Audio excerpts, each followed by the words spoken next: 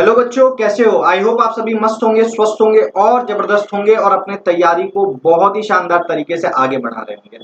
मैं आपका अपना Ayush sir, x career point faculty, आपके लिए एक बहुत ही आसान तरीका लेकर के आया हूं, जिसके मदद से आप ऑक्सीकरण संख्याओं की गणना बड़े आसानी से कर सकते हैं।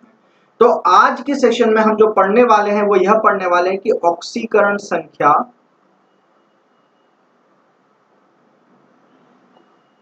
के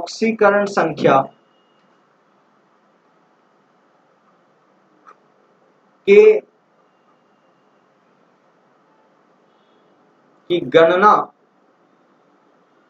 की गणना करने वाले नियम।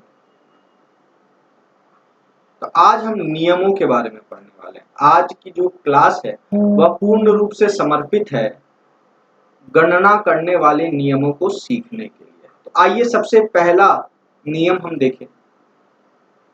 पहला नियम यह कहता है कि तत्वों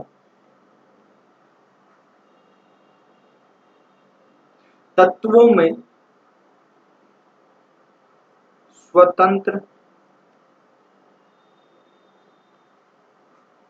स्वतंत्र या असंयुक्त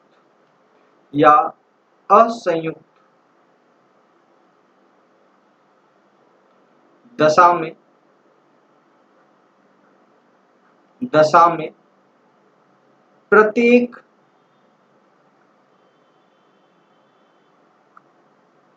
परमाणु की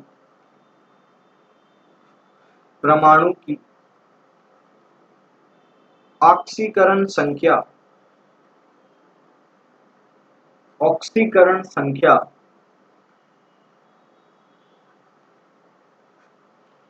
शून्य होती है या शून्य के समान होती शून्य के समान होती है। ठीक है, ठीक है बच्चों। अब सवाल है कि स्वतंत्र या असंयुक्त दशा क्या है। जैसे कि मान लीजिए फास्फोरस की अगर बात करूं मैं, तो वो P4 में स्वतंत्र रूप से मौजूद होता है। तो यहाँ पर इस फास्फोरस की एक परमाणु की ऑक्सीकरण संख्या, जिसको हम ऑक्सीडेशन नंबर भी कहते हैं, वह क्या होगी? वह शून्य के समान होगी, वह जीरो के समान होगी। ठीक है, वहीं ऑक्सीजन जो है वो O2 के फॉर्म में स्वतंत्र रूप से मौजूद रहता है। तो अगर मैं यहाँ पर ऑक्सीजन का ऑक्सीडेशन नंबर पूछूंगा, आपसे ऑक्सीकरण संख्या पूछूंगा, तो भी आप जीरो बोलेंगे। सोडियम अकेला रहता है, Na के रूप में रहता है, तो अगर मैं सोडियम का ऑक्सीकरण संख्या आपसे पूछूंगा तो आप क्या बताएंगे? जीरो बताएंगे। आ रही है बेटा बात समझ में? अब ऐसा क्यों होता है ये भी हम लोग थोड़ी देर में समझ जाएंगे। ठीक है बच्चों, तो आगे हम लोग बढ़ते हैं दूसरे नियम पर। दूसरा नियम क्या कहता है? किसी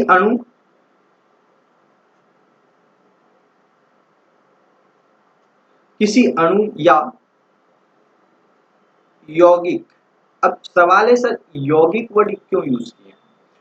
अणु जो होता है वही वही सबसे छोटी इकाई होती है यौगिक। तो जैसा अणु व्यवहार करेगा वैसा ही यौगिक भी करेगा।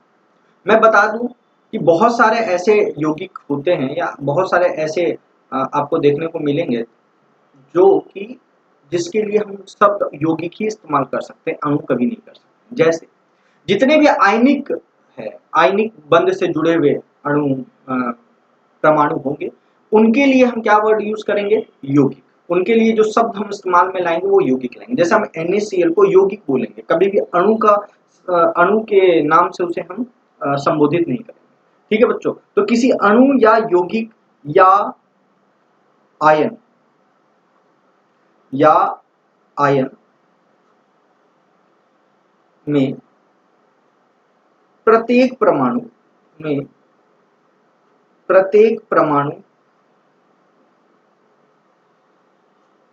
का ऑक्सीकरण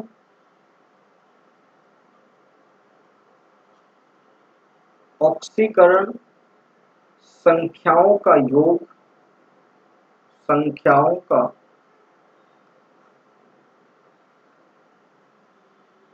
का योग, जब हम उसे जोड़ेंगे ऑक्सीकरण संख्याओं का योग, उस पर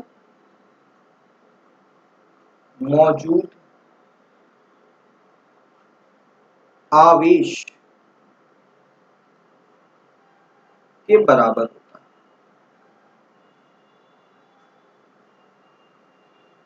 के बराबर होता है। समझना इस बात को, ये बहुत ही इंपॉर्टेंट एक पॉइंट है।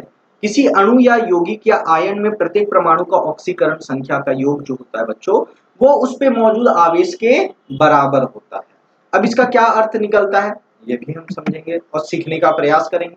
जैसे कि मैं इसको कुछ उदाहरण के द्वारा समझाने का प्रयास करता हूं आपको। जैसे कि मान लीजिए आप KMnO4 ले लिए, ठीक, आपने CO3 2- ले लिया, ये एक आयन है, अणु भी लेते हैं P4, NaCl लेते हैं, एक आयनिक यौगिक भी ले लेते हैं, कोई दिक्कत की बात नहीं है, O2 ले लेते हैं, ठीक है। तो बहुत सारे हमने एग्जांपल ले लिए। अब समझते हैं, मान लीजिए इस K का ऑक्सीकरण संख्या X है, इस Mn का ऑक्सीकरण संख्या Y है और इस ऑक्सीजन का ऑक्सीकरण संख्या Z है। वहीं अगर मैं इस कार्बन का बात करूं तो इसका भी ऑक्सीकरण संख्या X है, इस ऑक्सीजन का ऑक्सीकरण संख्या Y है, इस फास्फोरस का ऑक्सीकरण संख्या X है, इस सोडियम का ऑक्सीकरण संख्या X है, इस क्लोरीन का ऑक्सीकरण संख्या Y है, यहाँ ऑक्सीजन का ऑक्सीकरण संख्या X है। अब बहुतों को यहाँ पर क्या लग रहा होगा, क्या सर ये X और ये X का जो मान होगा, जो वैल्यू होगा, वो क्या बराबर होगा? तो ऐसा नहीं, यहाँ पर x का वैल्यू कुछ और होगा, x का मान कुछ और निकल करके आएगा, यहाँ पर x का मान कुछ और निकल करके आएगा। हर एक अणु या हर एक यौगिकों में हर एक तत्व के जितने भी परमाणु होंगे उनके ऑक्सीकरण संख्या अलग अलग भिन्न भिन्न निकल करके आएंगे, तो हम उसको सेम नहीं मानते, ठीक है। यहाँ पर आपको ये समझना है कि ये x अलग है, ये x अलग है, ये y अलग है, ये y अलग है, ये x अलग है ना, इन सब का बस मैंने लिख दिया है, इस बात को समझ करके चलेंगे, ठीक है।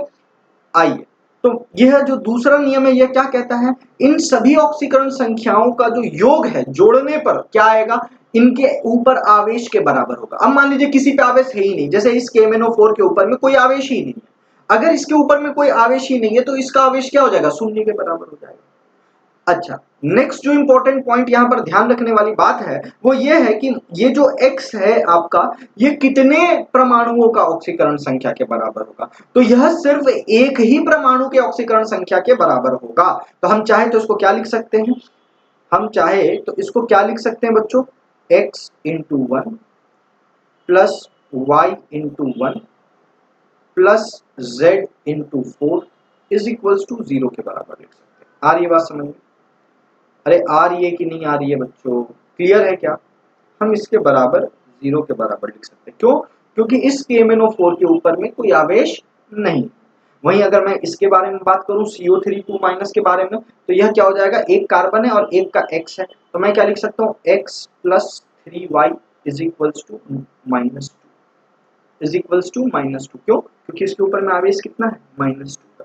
अगर कुछ और आवेश होता हम उसको उसके साथ इक्वेट कर देते हैं, उसके साथ बराबर कर देते हैं, ठीक है बच्चों। तो आइए हम लोग देखते हैं नेक्स्ट बातों को समझेंगे। नेक्स्ट बातों को समझते हैं। अगर मैं बात करूं P4 का, ठीक है बच्चों, P4 के बारे में बात करूं तो ये क्या हो जाएगा, 4 इंटू एक्स बराबर 0 हो जाएगा। वहीं मैं बात करूं NaCl का तो ये हो जाएगा x into 1 plus Y into 1 और ये शून्य के बराबर हो जाएगा। वहीं मैं इस O2 की बात करूं तो ये 2x बराबर क्या हो जाएगा, शून्य के बराबर हो जाएगा, क्योंकि O2 के ऊपर में भी कोई आवेश नहीं है। तो जिनके ऊपर आवेश होगा हम उसको आवेश के साथ बराबर कर देंगे, जिन पे आवेश नहीं होगा हम उसको 0 के साथ बराबर कर देंगे, शून्य के साथ बराबर कर देंगे, ठीक है बच्चों। अब सुनना मेरी बात को बड़े ध्यान से। ये जो पहला पॉइंट था, मैंने कहा था कि अगर कोई भी तत्व अपने स्वतंत्र रूप में मौजूद हो तो उनके परमाणु का जो ऑक्सीकरण संख्या होगा वो शून्य के बराबर होगा। तो जैसे मैं यहाँ पर एक एग्जांपल मैंने दिया भी था, P4 हो गया, O2 हो गया। तो अब यहाँ पर देखिए ये बात यहाँ पर प्रूफ भी हो रही है कि P4 का ऑक्सीकरण संख्या क्या निकल के आ गया, यहाँ पर x का मान क्या निकल करके आएगा, ये x अगर इधर जा करके 0 से 0 को डिवाइड देगा तो x का मान क्या निकल करके आएगा, 0 ही आएगा। यहाँ पर भी x का मान क्या निकल करके आएगा बच्चों, 0 ही आएगा। मतलब यहाँ पर इसकी ऑक्सीकरण संख्या क्या है, 0 है। यहाँ पर इस ऑक्सीजन के परमाणु की ऑक्सीकरण संख्या क्या है, 0 है। आ रही है बात समझ में? अरे आ रही है कि नहीं आ रही बच्चों बात समझ में? तो यहाँ पर इनकी ऑक्सीकरण संख्या 0 के बराबर होगी। क्लियर है? क्या ये पॉइंट क्लियर है आप सभी को? तो पहला वाला पॉइंट भी हमारा यहाँ पर क्लियर हो गया। अब सवाल क्या है कि मान लीजिए हमको यहाँ पर किसी एक तत्व के परमाणु की ऑक्सीकरण संख्या निकालनी, तो हम वो तभी निकाल सकते हैं जब बाकी किसी की हमें ऑक्सीकरण संख्या पहले से ज्ञात हो। तो कुछ ऐसे परमाणु हैं जिनके ऑक्सीकरण संख्याओं में ज्यादा परिवर्तन नहीं आता है और वो बहुत सारे यौगिकों में नजर आते हैं, तो हम उन परमाणुओं के ऑक्सीकरण संख्याओं को ध्यान में रखेंगे। तो ये जो तीसरा नियम है या जो चौथा नियम है, ये एक प्रकार से हम ऑक्सीकरण संख्या को ध्यान रखने का कार्य यहाँ पर करेंगे। तो हम अपने तीसरे नियम में क्या पढ़ेंगे, अलग अलग तत्वों के बारे में बात करेंगे। तो सबसे पहले मैं बात करूंगा क्षार धातु के बारे में। किसके बारे में बात करूंगा, क्षार धातु। क्षार धातु को इंग्लिश में हम लोग एल्कली मेटल भी कहते हैं। क्या कहते हैं बच्चों, एल्कली मेटल भी कहते हैं। ठीक है, यह एक ग्रुप है, इसमें आवर्त सारणी में। तो यहाँ पर ये जो क्षार धातु है, वर्ग है, ग्रुप का अर्थ वर्ग है यहाँ पर, है ना। क्षार धातु में कौन आ जाएगा, लिथियम है, सोडियम है, पोटासियम है, रुबिडियम है, सीजियम है।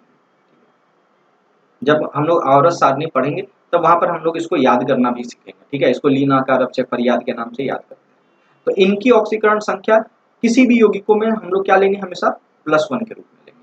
वहीं दूसरे अगर वर्ग का बात करूं तो वो है हमारा क्षार मृदा धातु, जिसे हम एल्कलाइन अर्थ मेटल के नाम से भी जानते हैं, और ये आवर्त सारणी में दूसरे वर्ग में मौजूद है। इनमें कौन कौन से तत्व आते हैं बच्चों, इसको थोड़ा सा ऊपर कर लिया जाए ताकि चीजें आपको नजर आए स्पष्ट रूप से, है ना। इनमें कौन कौन से तत्व आते हैं, इनमें आते हैं बेटा, बीवी, मांगे, कन्या, सुंदर, बाप, राशि। आर्य को नहीं लेते जनरली, ये हमें यौगिकों में नजर नहीं आता क्योंकि इनमें उभयधर्मी गुण होते हैं। ठीक है, तो आर्य को ना भी लेंगे तो हमारा काम चलेगा। ठीक है बच्चों, तो आइए यहाँ पर देखिए, अगर मैं इसके ऑक्सीकरण संख्या की बात करूँ तो इसकी ऑक्सीकरण संख्या को हम लोग क्या लेते हैं, +2। ठीक है, आइए आगे बढ़ते हैं 5वें नंबर नियम में। ये नियम नहीं, एक प्रकार से हम ऑक्सीकरण संख्याओं को ही ध्यान में रख रहे हैं। नियम तो बस ऊपर वाले 2 थे जिसको हम लोग को ज्यादातर जगहों पर लगाना है। ठीक है, इसके बाद मैं बात करूंगा फ्लोरीन के बारे में। तो फ्लोरीन ज्यादातर जगहों पर -1 के रूप में ही पाया जाएगा, यही इसका ऑक्सीकरण संख्या है। ठीक है, लेकिन अब सवाल है कि क्यों ही हमेशा -1। तो -1 इसलिए होता है क्योंकि ये जो फ्लोरीन है इसकी विद्युत ऋणात्मकता अर्थात इलेक्ट्रोनेगेटिविटी बहुत ज्यादा होती है, बहुत ज्यादा। इसी कारण ये ज्यादातर जगहों पर -1 के रूप में पाया जाता है। ठीक है, इसके बाद मैं बात करूंगा हाइड्रोजन के बारे में। यह हाइड्रोजन भी बड़ा इंपॉर्टेंट है। हाइड्रोजन के 2 प्रकार के ऑक्सीकरण संख्याएं हमें देखने को मिलती है, जब ये यौगिकों में मौजूद होते हैं और जब ये परमाणुओं के साथ आबंध बनाते हैं।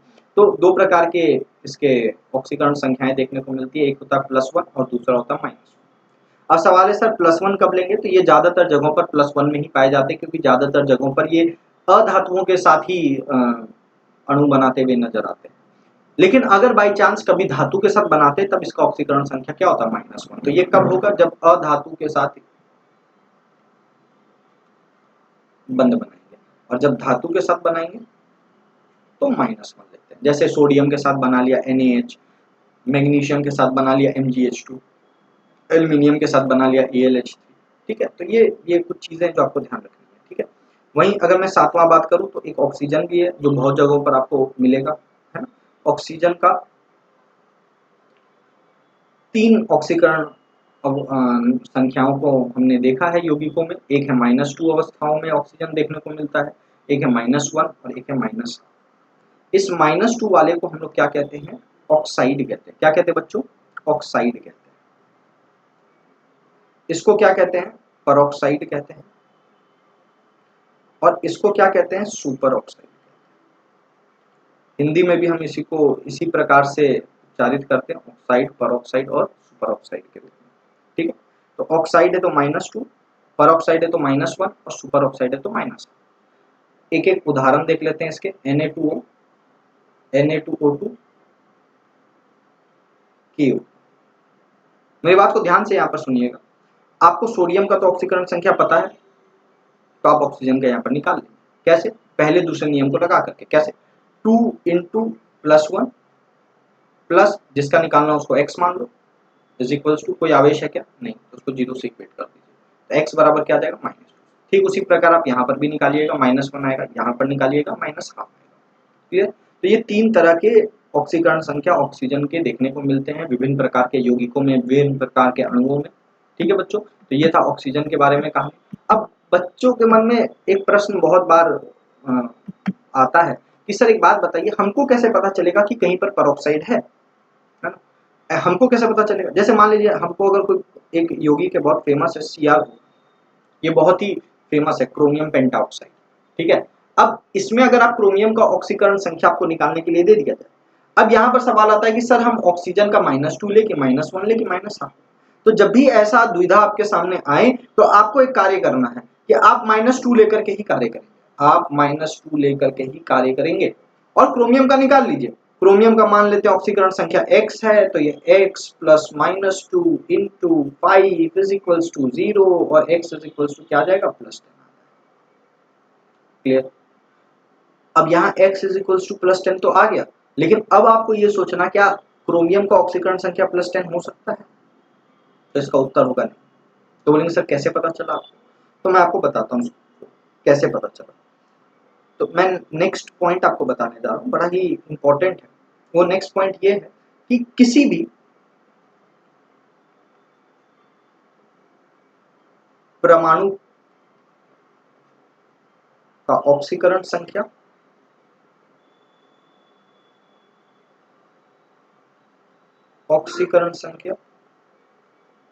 एक रेंज में होता है, एक रेंज में मौजूद होता है।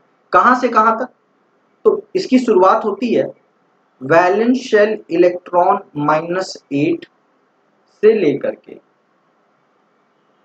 वैलेंस शेल इलेक्ट्रॉन तक। ये ऑटोमेटिकली नेगेटिव में आ जाएगा और ये ऑटोमेटिकली पॉजिटिव में। तो एग्जांपल के रूप में लेते हैं, जैसे नाइट्रोजन का अगर मैं बात करूं, तो नाइट्रोजन के ये वैलेंस शेल इलेक्ट्रॉन क्या होता है? बाह्यतम कोश में मौजूद इलेक्ट्रॉन। तो नाइट्रोजन के बाह्यतम कोश में कितने इलेक्ट्रॉन मौजूद होते हैं बच्चों? 5। तो इसका रेंज क्या होगा? 5 - 8 -3 से 5 तक, और 5 के आगे कुछ नहीं है तो उसके आगे आपको प्लस बैठाना है।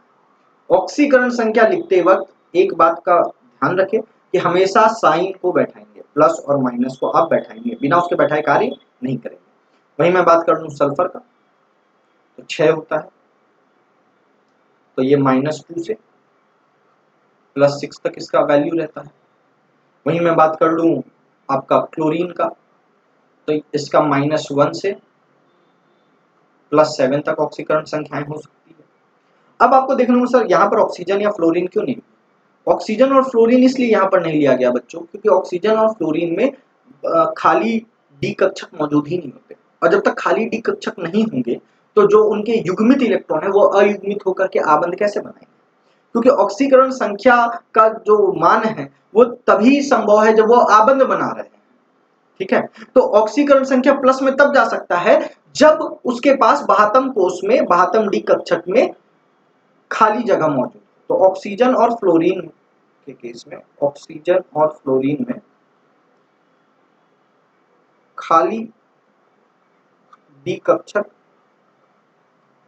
मौजूद नहीं होते, मौजूद नहीं होते। क्लियर? अब सवाल है क्रोमियम का। तो सर क्रोमियम का +10 क्यों नहीं हो सकता? तो क्रोमियम का +10 इसलिए नहीं हो सकता क्योंकि क्रोमियम के बाह्यतम कोश में जो इलेक्ट्रॉन आबंध बनाने में भाग लेते हैं वो कुल मिलाकर के 6 बाह्यतम कोश। आप बोलेंगे सर क्रोमियम के बाह्यतम कोश में तो 4s है और 4s में तो 2 है, लेकिन मैं बता दूं जितने भी डी ब्लॉक के जितने भी तत्व हैं उनमें डी वाले भी इलेक्ट्रॉन को हम लोग काउंट करेंगे, भले वो बाह्यतम कोश नहीं है। बाह्यतम कोश आपका चौथा वाला ही है, लेकिन तीसरे वाले को तीसरे वाले में जो डी कक्षक में मौजूद इलेक्ट्रॉन होंगे उन्हें भी हम बाहतम कोश इलेक्ट्रॉन में गणना करेंगे। कारण क्या है? क्योंकि वह भी आबंध बनाने में भाग लेते हैं। अब वो क्यों लेते हैं? क्योंकि डी 3D और 4s के बीच में बहुत ही कम ऊर्जा का अंतर होता है, जिसके कारण 4s से इलेक्ट्रॉन 3D में जा सकता है आसानी से और 3D से 4s में आ सकता है आसानी से, जिस कारण वह आबंध में भाग लेंगे। तो 4s में 1, 3D में 5, तो कुल मिला के 6 बाहतम कोश में इलेक्ट्रॉन मौजूद है। अब 6 है तो इसका मैक्सिमम ज्यादा से ज्यादा कितना इसका ऑक्सीकरण संख्या हो सकता है? मैंने कहा ना, उसके बाहतम कोश में मौजूद इलेक्ट्रॉन के बराबर, अर्थात इसका जो ऑक्सीकरण संख्या सर्वाधिक हो सकता है वो हो सकता है +6। यहाँ पर +10 आ रहा है। इसका मतलब यहाँ पर जितने भी ऑक्सीजन है वो सारे के सारे -2 के फॉर्म में नहीं होंगे, -2 की अवस्थाओं में नहीं होंगे। अब क्या सारे के सारे परऑक्साइड हो जाएंगे? अगर सारे के सारे परऑक्साइड हो जाएंगे तो सारे के सारे का -1 हो जाएगा और क्रोमियम का ऑक्सीकरण संख्या +5 आ जाएगा। और अगर आप +5 लेते हैं बच्चों, तो इसका अर्थ यह निकल करके आता है, ध्यान से सुनिएगा, इसका अर्थ यह निकल करके आता है कि उसमें अभी भी एक अयुग्मित इलेक्ट्रॉन मौजूद रह गया और वह अयुग्मित इलेक्ट्रॉन इस CrO5 को अस्थिर बनाने का कार्य करेगा। और दुनिया में कोई भी कार्य अस्थिरता को प्राप्त करने के लिए नहीं होता है, स्थिरता को प्राप्त करने के लिए।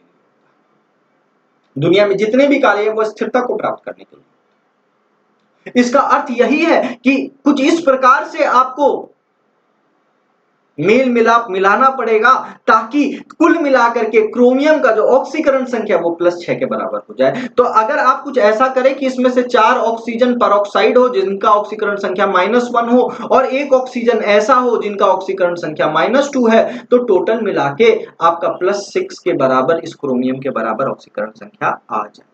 आ रही बात? तो इस प्रकार से आपको सोचना पड़ेगा।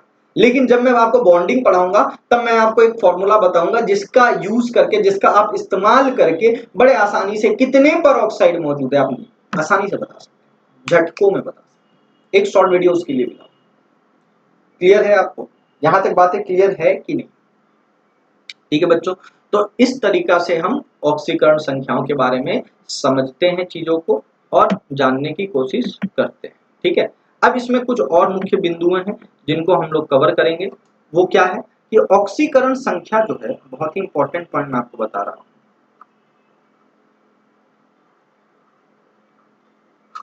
ऑक्सीकरण संख्या है जो है, इस ऑक्सीकरण संख्या का जो मान है वो नेगेटिव भी हो सकता है, पॉजिटिव भी हो सकता है और शून्य भी हो सकता है। मैं आपको एक बात बता दूं, आपको ऐसा लगता होगा कि ऑक्सीकरण संख्या संयोजकता के जैसा ही है। हाँ बच्चों, जैसा तो है, लेकिन इनके आगे ये नेगेटिव साइन आपको डालना पड़ेगा, इनके आगे पॉजिटिव साइन डालना पड़ेगा। ठीक, 0 है तो कोई साइन डालने की जरूरत ही नहीं है, क्योंकि 0 एक ऐसी संख्या है जो ना ही ऋणात्मक होती है, ना ही धनात्मक होती है, ना ही नेगेटिव होती है, ना ही पॉजिटिव होती है। अब सवाल है सर कब नेगेटिव लगाएंगे और कब पॉजिटिव लगाएंगे? तो ये जो साइन है ना, ये साइन निर्भर करता है कि उस अणु में वह परमाणु किस परमाणु से जुड़ा हुआ है। जैसे कि अगर मैं बात करूं कि H और Cl का, तो यहां पर एक आबंध है और यहां पर जो एक आबंध है, इसको देख करके ये तो पता चल गया कि इसकी ऑक्सीकरण संख्या 1 है, लेकिन अभी भी ऑक्सीकरण संख्या नहीं है क्योंकि आपको साइन लगाना पड़ेगा। तो कैसे लगाएंगे? जिसकी विद्युत ऋणात्मकता ज्यादा होगी ये मोर इलेक्ट्रोनेगेटिव, ये ज्यादा विद्युत ऋणात्मक है, और जो ज्यादा विद्युत ऋणात्मक होगा उसके आगे में ऋणात्मक साइन डालेंगे और जो कम होगा उसके आगे में धनात्मक। आ रही बात समझ? तो ऑक्सीकरण संख्या के आगे जब नेगेटिव लिखा हुआ हो या ऋणात्मक का साइन आपको नजर आ जाए तो आप समझ जाइएगा कि उस अणु में वह अपने से कम विद्युत ऋणात्मक वाले तत्व से जुड़ा, और जब पॉजिटिव आए समझना कि उस अणु में वह परमाणु अपने से ज्यादा विद्युत ऋणात्मक वाले तत्व से जुड़ा हुआ है। आ रही बात समझ? तो यही है ऑक्सीकरण संख्याओं के नियम। अब इन नियमों का इस्तेमाल करके कुछ सवाल बनाते, कुछ साधारण मॉलिक्यूल लेते हैं। ठीक है, जटिल यौगिक तो आज हम लोग लेंगे नहीं, जटिल यौगिक के लिए एक नया सेशन बनाएंगे जिसमें हम लोग जटिल यौगिक में जो केंद्र परमाणु है जो केंद्र परमाणु है उनकी ऑक्सीकरण संख्या निकालना सीखेंगे। अच्छा, एक पॉइंट और मैं बता देता हूँ नियम में कि जितने भी हेलोजन हैं फ्लोरीन को छोड़ के, जैसे क्लोरीन हो गया, ब्रोमीन हो गया, आयोडीन हो गया, तो मैं इन सारी चीजों के बारे में आपको एक बात बता देता हूँ कि इन सब का ज्यादातर जगहों पर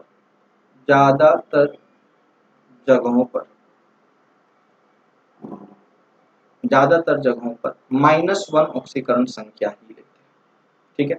लेकिन हाँ, इनका ऑक्सीकरण संख्या -1 भी हो सकता है, -1 से लेकर के +7 तक हो सकता है। और अगर +7 तक हो सकता है बच्चों, तो एक बात जरूर ध्यान रखिएगा कि अगर +7 तक होगा तो इसका +1, +3, +5 कुछ भी हो सकता है, ठीक है बच्चों। तो अब यहाँ पर एक बड़ी ही मुख्य बात आती है कि +1, +3, +5, +7 कुछ भी हो सकता है। तो यह कब होगा? जब यह परमाणु आपके केंद्रीय परमाणु सेंट्रल एटम के तरह व्यवहार प्रदर्शित करेंगे। सेंट्रल एटम अर्थात केंद्रीय परमाणु की तरह। और केंद्रीय परमाणु को आप कैसे पहचानेंगे? अगर वह कम संख्या में मौजूद होगा। कौन? Cl, Br और I के परमाणु अगर कम संख्या में मौजूद होंगे, अणु में मौजूद होंगे, कहां? अणु में, तब वह केंद्र परमाणु की तरह व्यवहार प्रदर्शित करेगा। आ रही बात? या फिर अपने या फिर उनकी विद्युत ऋणात्मकता या फिर इनकी विद्युत ऋणात्मकता कम हो उस अणु, तब भी इनका ऑक्सीकरण संख्या प्लस में आ सकता है। एग्जाम्पल के तौर पे लेते हैं, जैसे PCl5 में यहाँ पर फास्फोरस सबसे कम है, क्लोरीन ज्यादा मात्रा में मौजूद है, इनके 5 परमाणु हैं, तो ये साइड एटम की तरफ, किसके तरह? साइड एटम, किनारे वाले तत्वों के तरह व्यवहार प्रदर्शित करेंगे, किनारे वाले परमाणु की तरह व्यवहार प्रदर्शित करेंगे। तो यहाँ पर इसकी ऑक्सीकरण संख्या किसके बराबर होगी? -1 के बराबर।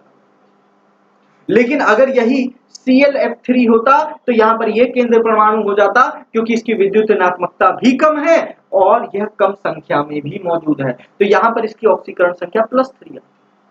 तो इनकी ऑक्सीकरण संख्या -1 से +7 के बीच हो सकती है, लेकिन फ्लोरीन हमेशा -1 ही रहेगा, क्योंकि वो पूरे आवर्त सारणी में सबसे ज्यादा विद्युत ऋणात्मक तत्व है। और दूसरी बात, उसके पास खाली डी कक्षक भी मौजूद नहीं है।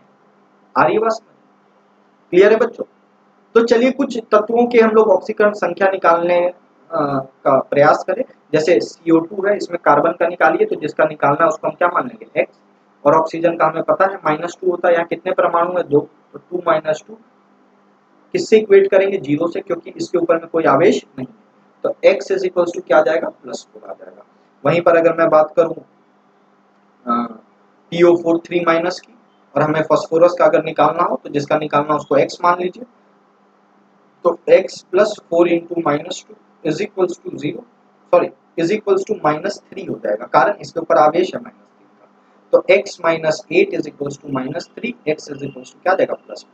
आप चेक कर लीजिएगा कि वैलेंस शेल इलेक्ट्रॉन कितना फास्फोरस का? 5, तो उसका अधिकतम ऑक्सीकरण संख्या ज्यादा से ज्यादा कितना हो सकता है? +5 हो सकता है, उससे ज्यादा नहीं। अगर उससे ज्यादा जा रहा है तब गड़बड़ की बात है, कम है या उसके बराबर है तो कोई दिक्कत की बात। चलिए एक और एग्जांपल ले लेते हैं, H3AsO4। यहाँ पर AS का निकालिए, तो AS का ऑक्सीकरण संख्या अगर हम X मान ले तो 3 × +1, प्लस क्यों लिए हैं? अधातु से जुड़ा हुआ होगा ये हाइड्रोजन यहाँ पर, और ये हो गया X, और ये हो गया 4 × -2, और ये किसके बराबर हो जाएगा? 0। तो ये 3 + X - 8 = 0, और 3 - 8 -5 हो जाएगा, उस तरफ लेके जाओगे तो +5। बोलो कोई दिक्कत की बात है क्या? चलो और एक और एग्जांपल देख लेते हैं, SO4 2-। यहाँ पर अगर मैं बात करूँ सल्फर का, तो सल्फर का मान लो X है, तो ये हो जाएगा 4 × -2। अब ये किसके बराबर होगा? -2 के। तो X - 8 किसके बराबर गया? -2 के। तो X बराबर क्या गया? +6। तो इस तरह से आप साधारण तत्वों में किसी भी एक तत्व की परमाणु की ऑक्सीकरण संख्या को ज्ञात कर सकते हैं।